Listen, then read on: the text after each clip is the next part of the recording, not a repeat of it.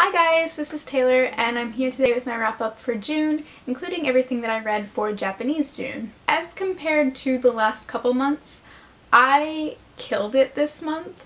I read everything I wanted to and then some. I feel like I'm finally back on track with the amount of reading that I want to get done in 2016. So I'm going to start with my 3 selections for Japanese June, as they were the first things that I read this month. The very first thing that I read for Japanese June was Geisha Life by Mineko Iwasaki. This is the actual memoir written by the woman who was interviewed for Memoirs of a Geisha, but this was written specifically to correct and counteract the sensationalized account of her life. I enjoyed this for the most part, even though there was nothing particularly special about it. It was pretty plainly written, and it did this thing where it gave you a whole bunch of names and terminology at the beginning, and then didn't remind you of what they mean, so you're kind of up the creek without a paddle. But regardless, this is the memoir of an unbelievably smart, fierce, savvy woman, and in that sense it was a good read. I ended up giving this 3 stars, and I am glad that I read it over Memoirs of a Geisha. Next, inevitably, I picked up Wind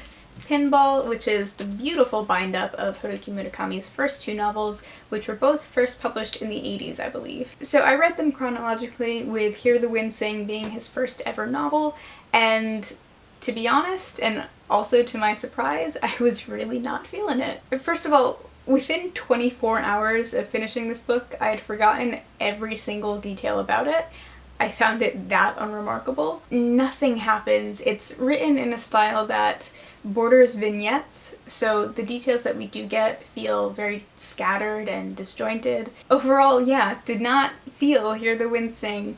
And I can't even really elaborate anymore because I've forgotten everything about it. Thankfully, I had much more luck with Pinball 1973. Pinball is about a man who becomes obsessed with a low-key haunted pinball machine. He had developed his voice so much more in this one, and that made me really happy. It had that classic Murakami feel. Even though Pinball does not contain any of his trademark magical realism, technically, it's almost as though it occurs in a universe where magical realism could take place at any moment. And that is something very interesting to read and a little bit unsettling, and something that I ultimately really enjoyed. Pinball was not without Murakami's usual problems, however.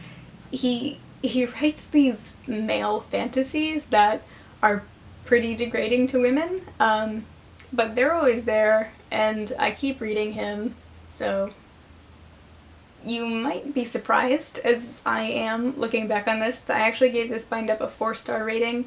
I think because I liked Pinball so much, and that kind of swayed my rating a little bit. In retrospect, I should probably change it to a 3-star rating. I think that would be more accurate for me. The last thing I read for Japanese June was this collection of Matsuo Basho's collected haiku and travel sketches, including his most famous travel writing, which is The Narrow Road to the Deep North. So Basho is pretty much the name associated with traditional Japanese haiku of the Edo period, and I learned so much about haiku reading this, mainly that it's much more complicated than you might think. I also credit the introduction to this collection because it gave me so much context and added so much value. For example, it explained that before Basho left for the journey that would culminate in his writing of The Narrow Road to the Deep North, he sold his house, he sold all of his belongings, so this was a journey from which he did not expect to return. I really enjoyed this. It was great to read in little doses before bed. The main thing that I had an issue with was, especially in his earlier travel writings, he really struggled to integrate the prose in with his haiku, so it kind of felt like that might not have been the best medium for his writing, but I ended up giving this collection a solid 3-star rating, and I would really recommend it to anyone interested in haiku as a form. Okay, so now we're up to the heavy hitter of the month. Next, I picked up Shelter by Jung, and this ruined me. I'm sure you've heard about it by now. Shelter is about our main character, Kyung Cho, who is a second-generation Korean-American immigrant, and this is all about tragedy in an already less-than-perfect family. I devoured this. I ate it with a spoon.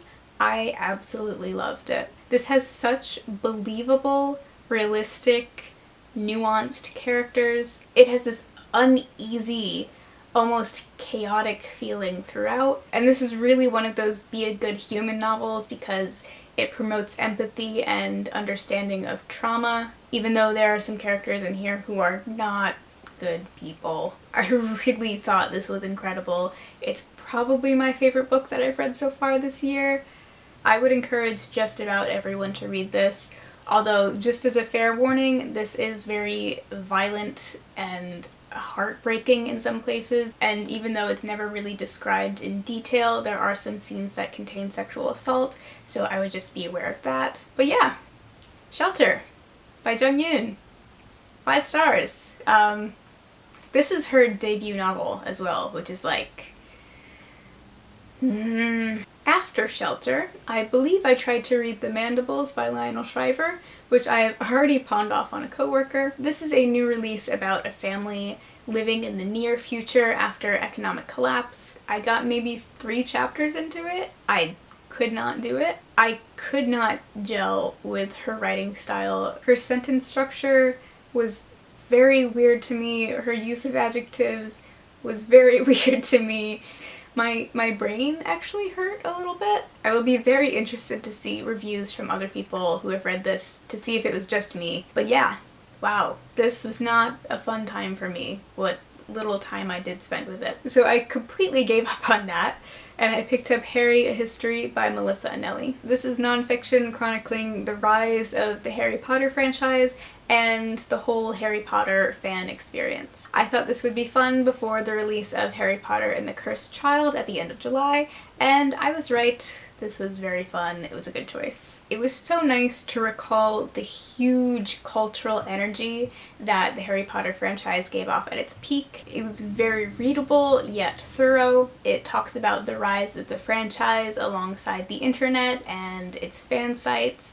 It talks about Wizard Rock, it talks about all types of fan communities, and if you ever want to relive the excitement of the Harry Potter experience without taking a couple months off to read the whole series, I would definitely recommend this. I gave it 4 stars. Against my own good judgment, I also picked up a library book this month, and it was This One Summer by Mariko and Jillian Tamaki, who I've now realized can do absolutely no wrong. This is a graphic novel about 2 friends spending the summer at their beach houses, and as always with the Tamakis, they do so well with exploring the complexities of relationships and coming of age and just discovering different things about the world. As a bonus, the art style is of course beautiful. My favorite of theirs is still Super Mutant Magic Academy, but I found this excellent as well, and I also gave it 4 stars. And finally, the last thing I read in June, and finished in the wee hours before June 30th,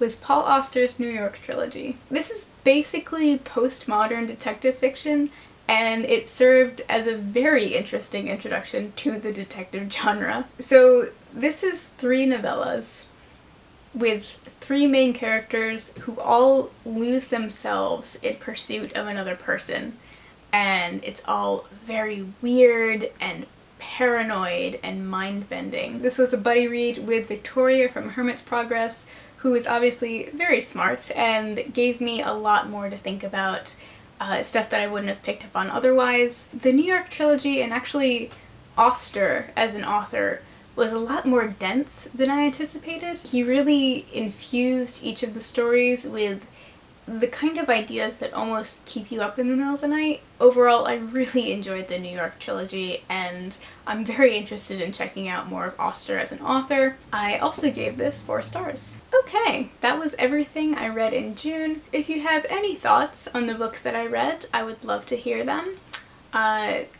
Shelter by Jung in stores now. I hope you're having a great day, and I'll see you soon. Bye!